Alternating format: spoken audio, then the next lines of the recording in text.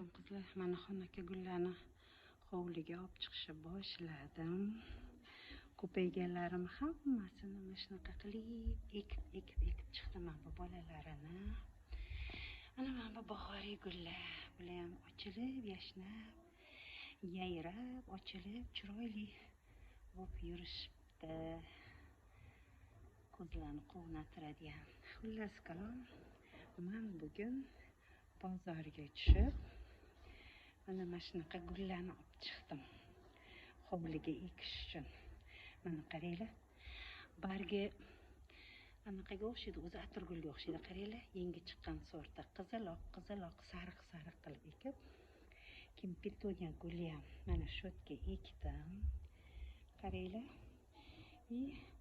Men bu gulni ham to'yga ham ekib qo'ydim. Jam chiroyliga qaranglar. Odam bahridil ochiladi. So'ra oranglarda ishqozlab bo'lgan gullarga qaranglar. Petunya guli yana to'yga ham ekdim mana. Ustim qo'yib.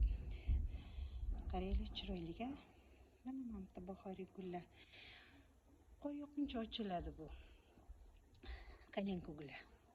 Mana shifobaxsh kalinka guli. Bu ham bahorda ochiladi. Qor yoqqanda ham ochiladi. Qorga chidamli gul, juda zo'r. Buni-chi gulini olib choyga damlab ichsa juda ham foydali ekan. Xullas, binafshalar ham ochilib bo'ldi, уже hammasini gap. Shunaqa gullar mana. Shunaqa gaplar qizlar. Chiroyliga qaranglar, rosa chiroyli. Juda ham chiroyli.